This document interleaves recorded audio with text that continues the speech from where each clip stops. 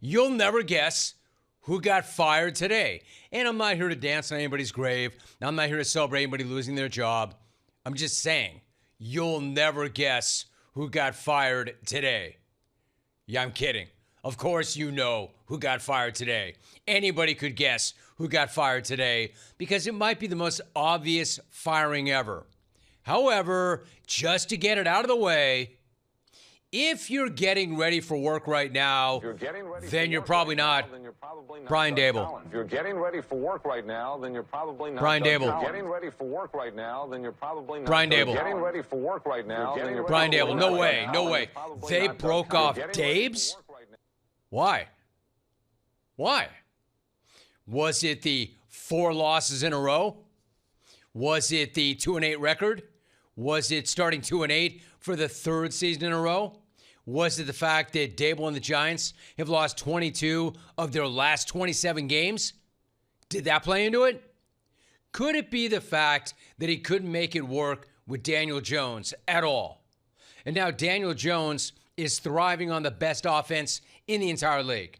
That's a pretty rough look, no?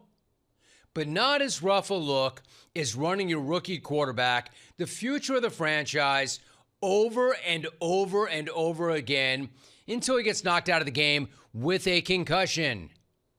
When you throw all caution to the wind with the future franchise quarterback in order to win and save yourself, and then you don't even win, what happens next is what just happened. You get run. You go into the chipper. You're fired. You're broken off. And I seriously doubt there's a single person in the entire New York metro area who disagrees with this move right now. The Giants blew another 10-point lead. A 10-point fourth quarter lead in Chicago, and the collapse started with a designed quarterback run that never needed to happen. A designed quarterback run that led to a turnover in field goal range, got the quarterback concussed, and flipped the entire game. Good call, Dabes. Now, credit to Caleb Williams for leading the Bears' comeback, but I don't think that happens if Dart does not get his head caved in and forces the Giants to turn back to Russet Potato Wilson, who has never looked more like a spud than he did yesterday. In fact, maybe the Giants finally fired their coach because they couldn't believe that he put Russet in over Jameis yet again. Add that to a list of reasons why this firing was more than justified. You can also add Daboll invading and running up on the blue tent a few weeks back and yelling at the concussion specialist to get Dart back on the field. Great optics, dude. Great look, dude. Dart has now been evaluated for a concussion 4 different times this year. It's almost like it's Daboll's entire game plan to get this guy concussed. If so, mission accomplished. I would think it would be the opposite. I would think that protecting Dart at all costs would be a very good idea if Daboll actually wanted to keep that job. And then completely failing to protect the guy guaranteed that Daboll would not be protecting his job or keeping it. I don't even understand how this guy ever won Coach of the Year. That in and of itself blows my mind. How did that guy ever win Coach of the Year? Then again, Kevin Stefanski has won the award twice, which is even more difficult to understand. I mean, holy crap, Cleveland. Segue, new subject. Of all the hideous, atrocious Browns losses, and man, there have been a lot. There have been all of them. This was another one altogether. Even for you guys, that was a truly revolting loss, a truly disgusting loss. The only thing missing was a dog crap Sando to go with that dog crap performance. Watching that game, I almost found myself wanting a dog crap sandwich. It would have been fitting. Not only did the Browns lose to the Jets, after the Jets traded away their 2 best players in an empty stadium because Jets fan has understandably abandoned the team, the Browns held the Jets under 175 yards of offense, and they didn't turn it over, and somehow lost anyway. Do you have any idea how difficult that is to do? Essentially impossible. Why do I say that? Since 1950, teams that held the opposition under 175 yards without turning it over were a combined 225-0. It hadn't happened since 1950. 225-0. Make it 225-1 thanks to the Browns. Because, of course, the Browns found a way to do it. No mystery either how that happened. They gave up not one, but 2 special teams touchdowns in the freaking first quarter, within minutes of each other. It's like the most Browns thing ever. The Jets returned a kickoff for a touchdown. Then the Browns went 3 and out. Then the Jets returned that punt for a touchdown, which was absolutely the last thing in the world that Cleveland could ever let happen. And they let it happen. Like, everybody knew how horrific the Jets' offense was going to be. Like, they were not going to do anything in this game at all. The only way Cleveland could lose this game was on some crazy nonsense, like back-to-back special teams touchdowns, which, of course, is exactly what happened.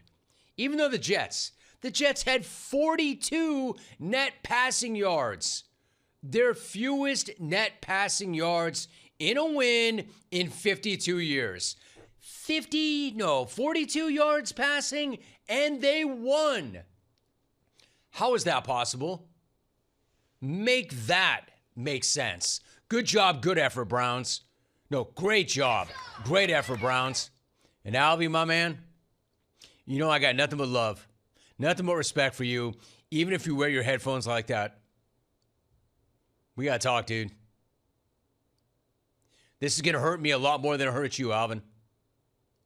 But Alvin, my guy, watch tape of yourself. What was that? Are you watching on the stream, Alvin? Exactly what was that? I mean, you're my guy. But what's that? How do you overthrow a screen pass that badly? My guy, what I'm trying to say to you is I don't think you can do both. I thought you could do both, but I don't think you can do both. In fact, I know you can't. I think you're just going to have to be satisfied being a world-class show engineer and legend over here. And listen, very few people are world-class at anything, and you are the absolute best in the world at what you do here. Unfortunately, over there, you're nowhere near the best. Not at playing quarterback. I just don't think that doing both is working out, well, as well as I'd hoped, or even well at all. I can't believe I'm saying this, but the Browns may as well just go ahead and put Shedeur in. Sorry I said that right to your face, Alvin. But they may as well. The offense can't get any worse. Sorry I said that to your face, Alvin. Right in my face. It can't get any more ass than it is, Alvin. Sorry again. Might as well see what Shedeur can do. I mean, let's see if this guy really can go legendary. Let's see. Speaking of legendary, segue, subject change. You know, in this open on Monday in the Whip, I have to shout out that legendary 19-point fourth quarter comeback for Nick the Clone's Texans yesterday. What a massive win to keep Houston heading in the right direction, even though they were without C.J. Stroud, who had a concussion. But it's all good because Davis Mills went full Raf fam on the Jags, if such a thing even existed. You can even say that what Davis Mills did to Trevor Lawrence was Raf fam on Raf fam crime. If such a thing even existed. Like, I wouldn't say that because there is no Raf fam. But I know you clones would. You would either call this the Giraffe Family Bowl or just the Neck Bowl, like a bunch of people did on X yesterday. Call it what you want to call it. I'm going to call it an absolute catastrophe for the Jags. To blow a 19-point fourth quarter lead to a divisional rival with their backup neck in the game is about as brutal as that gets.